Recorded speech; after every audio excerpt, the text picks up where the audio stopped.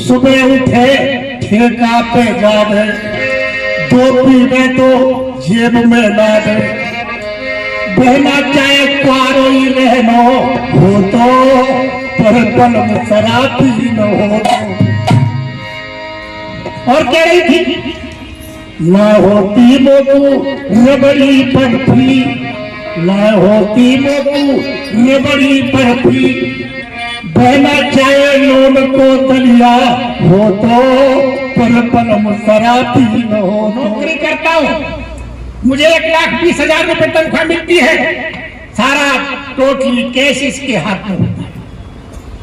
मुझे जरूरत पड़ती है, मैं इससे मांगता हूं, लेकिन इसने कभी ये नहीं कहा कि मुझे पैसे दे दो, क्योंकि मैं तो सारे पैसे इसको लाके खड़े दे देता हूं। तो आज भी महिलाएं पुरुषों पर डिपेंड है, ऊपर आगे हाथ फैलाती हैं। मैंने एक आदमी ऐसा देखा जिसने ये कहा कि आज तक मेरी पत्नी ने मेरे आगे हाथ नहीं फैलाया, बल्कि वही कहना पड़ेगा मुझे 50 रुपए दिए। जब तक तुम ऐसा नहीं बनोगे, जिसकी पत्नी सक्षम हो जाएगी, समझ लो घर सक्षम हो जाएगा।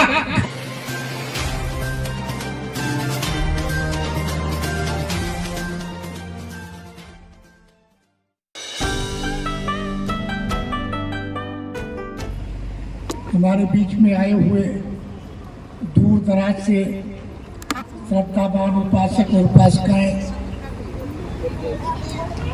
हमारे बीच में इस कार्यक्रम को कवर करने के लिए प्रिय श्रद्धावान उपासिका नीलम बौद्ध भी यहाँ उपस्थित है। मैं आपको एक विशेष जानकारी ये देना चाहता हूँ।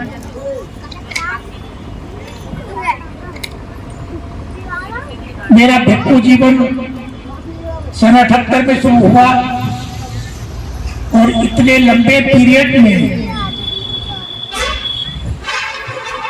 मैं यहाँ काम करता रहा। बुलंदशहर जिले का कोई गांव ऐसा नहीं बचा जहां मैं नहीं गया।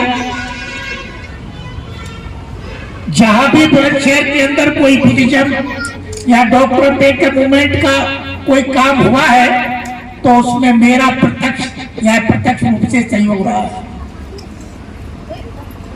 मैं उस समय जिले में काम करता था जब लोग नहीं जानते थे। जिस गांव में जाते थे तो वहां हमारा विरोध करते थे लोग कि ये नई परंपरा नई बात करते हैं। लेकिन आज जगह जगह मूर्तियां स्थापित हुई, जगह जगह बुद्ध विहार बने, लेकिन बुद्ध विहार ये बन तो गए, लेकिन जो बुद्धिज्म एक व्यवहारिक रूप में आना चाहिए था वो नहीं आया। डॉक्टर अम्बेडकर का सपना जो साकार होना चाहिए था वो नहीं हुआ, क्योंकि जब हम डॉक्टर अम्बेडकर और बुद्ध की बातें करते थे तो हमारे समाज के ही लोग अपोजिट में खड़े होकर के कोई देवी का जागरण करवाता था, कोई कांवर लेने जाता था, कोई अपने बच्चों को गंगा में मतलब चढ़ाने के लिए होगा मुड़ाने के लिए ले जाता था, अपोजिट में काम करते थे। लेकिन फिर भी हम अपने में ये विश्वास लिए हुए थे कि ये हम बीज बो रहे हैं, एक दिन ये अंकुरित होगा और अंकुरित होगा तो एक दिन ये वृक्ष भी बनेगा। तो इन अपेक्षाओं के साथ हम काम करते रहे। आज मेरा अपना भिक्षु जीवन मतलब देह त्याग से लगा करके आज तक का 48 वर्ष का हो गया मेरा भिक्षु जीवन। इन 48 वर्षों में मैं हर गांव में गया, काम करता रहा।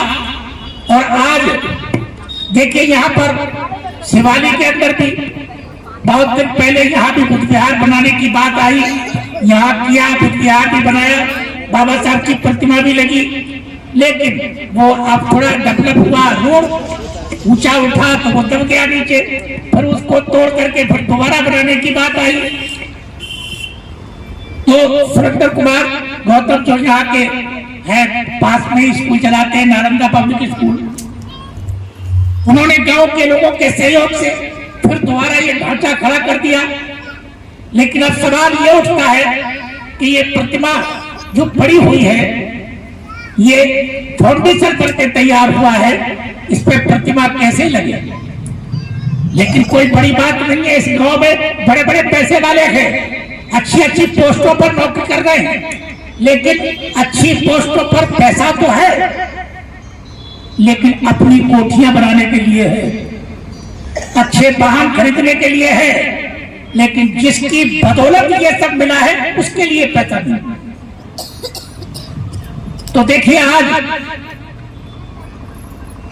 मैं एक घोषणा कर रहा हूं कि 31 अक्टूबर से 31 मार्च से पहले बाबा साहब डॉक्टर अम्बेडकर की प्रतिमा लगाने का प्लानिंग है।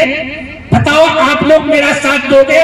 मैं 31 मार्च को 1 कुंटल पीतल की प्रतिमा तुमको ला करके दे दूंगा यहाँ पर, यदि आप लोग मेरा साथ दोगे तब। 1 कुंटल पीतल की प्रतिमा आपको ला करके दूंगा, आप लगा लेना उसको, लेकिन आप लोगों का सहयोग जरूर चाहूंगा। देखिए, यहाँ भाषण करने वाले और लोग आएंगे, करते रहेंगे, गाने के माध्यम से भी बताएंगे आपको, लेकिन एक बात ये जरूर है, इन गानों से, इन भाषणों से भी कुछ नहीं होगा जब तक तुम्हारा व्यवहार नहीं बदलता, जब तक तुम्हारा आचरण नहीं बदलता, इन भाषणों से भी कुछ नहीं होगा।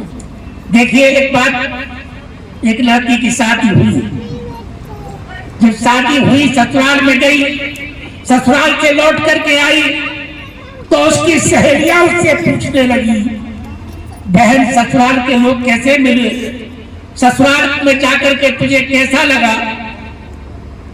तो वो लड़की बताने लगी, अपनी सहेलियों को कह रही थी, क्या कह रही थी बेटे? लड़की कह रही थी,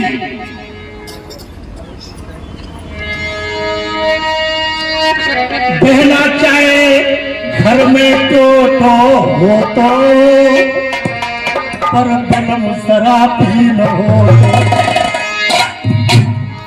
बहना चाहे दूर सास हो तो, पर बलम शराबी न हो तो। कैसे? सुबह उठे ठेका पे जावे, 2 पीवे तो जेब में लावे, बहना चाहे क्वारो ही रहनो हो तो, पर बलम शराबी न हो तो। और कह रही थी, ना होती मोकू रबड़ी बर्फी, ना होती मोकू रबड़ी बर्फी, बहना चाहे लोन को दलिया हो तो, पर बलम शराबी न हो तो। और कह रही थी,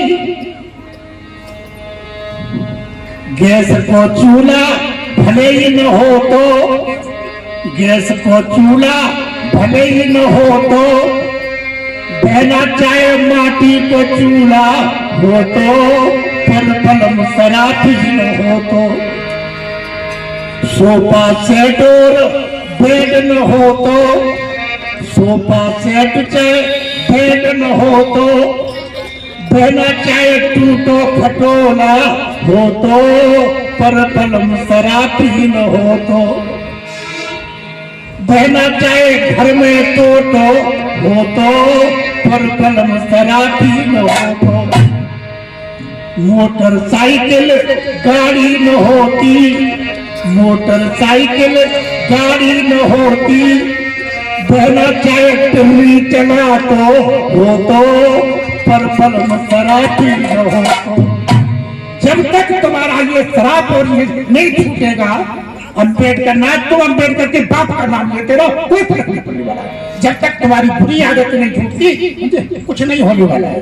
एक सबसे बड़ी बात है, अभी क्योंकि नहीं बता दिया कि स्कूल, सरकारी स्कूल बंद हो जाएंगे, प्राइवेट में तुम पढ़ा नहीं सकोगे, तुम्हारे बच्चे जैसे पहले थे ऐसे ही रह जाओगे, समझे? और ये काम जल्दी हो जाएगा, इसलिए समझ जाओ, भले ही मैं रहूं या ना रहूं, बहुत बुरा समय आ जाएगा यदि संविधान को बदल दिया गया तो तुम कुछ नहीं कर सकते, कुछ नहीं कर सकोगे। इसलिए आपको सतर्क होकर के संविधान का कार्यक्रम करने से कोई फायदा नहीं होने वाला। सबसे बड़ा फायदा यह है कि तुम अपना आचरण सुधारो। जब तक आचरण नहीं सुधरेगा कोई फायदा होने वाला नहीं है। देखिए, मुझे तो किसी दूसरे कार्यक्रम में जाना है और हमारी बैंड बैठी है मैं उससे कहूंगा कि अपने संबोधन से, मैं सुनता रहता हूँ उनको, वीडियो सुनता रहता हूँ, देखता रहता हूँ, महिलाओं पर ज्यादा फोकस रहेगा आपका, महिलाओं के बारे में ज्यादा बताइए, क्योंकि ये महिलाओं में परिवर्तन लाने के लिए आपको सबको प्रयास करना चाहिए। एक तो एक के घर में तो मेरे से कह रही थी कि भंते जी जो आता है वो यही कहता है कि मैं तो मानता हूं, मेरी घरवाली नहीं मानती, जो आता है ऐसे ही कहता है। अब देखो आप आए हो तो तुम्हारे सामने भी यही कह रहे हैं कि बनते जी मैं तो मानता हूं, मेरी घरवाली नहीं मानती। अब इनसे ये पूछा जाए कि घरवाली क्यों नहीं मानती, तो बताने लगी कि ये तुम्हारे सामने तो कह रहे हैं कि घरवाली नहीं मानती, और जब ये शाम को पौआ पी के आवे और ये उल्टी सीधी बातें बके, गालियां बकता है उल्टी सीधी, ये छोटे छोटे बच्चे, लड़की इतनी बड़ी लड़की नीलम, वो लड़की मेरे को वीडियो दिखा रही थी कि देखियो बनते की मम्मी पापा कैसे हो रही है, इतनी भर्ती भर्ती गालियां दे रही है, ये सुधार करेंगे हमारा? जब तक तुम अपने में सुधार नहीं करते दूसरों से क्या अपेक्षा कर सकते हो? इसलिए महिलाएं जरूर मानेंगी तुम्हारी बात, लेकिन तुमको मनवाने के गुण होने चाहिए तुम्हारे अंदर। मुझे तुम उल्टे सुलटे काम करके घर पे जाओगे तुम्हारी बात मानेंगे? तुम क्यों मानेंगे तुम्हारी बात? अब आज आवश्यकता है महिलाओं के साथ तुमको मिलकर के काम करना, लेकिन तुम महिलाओं की बात हर एक में आखिरी बात मानूंगा, मन के अंदर वो भावना बनी हुई है कि मैं घरवाली की बात मानूंगा। अरे भाई वो जमाना गया। एक आदमी मेरे को मिले थे, वो बताने लगे कि भंते जी पहले जमाना ऐसा था कि जब कोई बच्ची पैदा होती थी वो माता पिता के अंतर में रहती थी, बिना माता पिता के कुछ नहीं कर सकती थी। हर कदम पर माता पिता अंकुश रखते थे, ऐसा मत करना ऐसा मत करना। किसी तरह से माता पिता चले गए तो भाइयों के अंदर में रही, भाई बड़ा पता सख्त लगते थे, और उसके बाद शादी हो गई तो फिर घर वाले के अंदर में आ गई, अपनी मर्जी से कुछ नहीं कर सकती थी।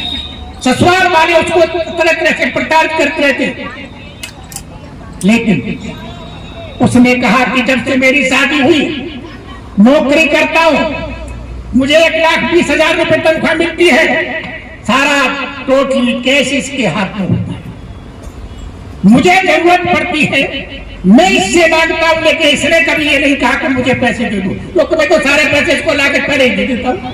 तो आज भी महिलाएं पुरुषों पर डिपेंड है, ऊपर आगे हाथ फैलाती हैं। मैंने एक आदमी ऐसा देखा जिसने ये कहा कि आज तक मेरी पत्नी ने मेरे आगे हाथ नहीं फैलाया, बल्कि वही कहना पड़ेगा मुझे 50 रुपए दिए।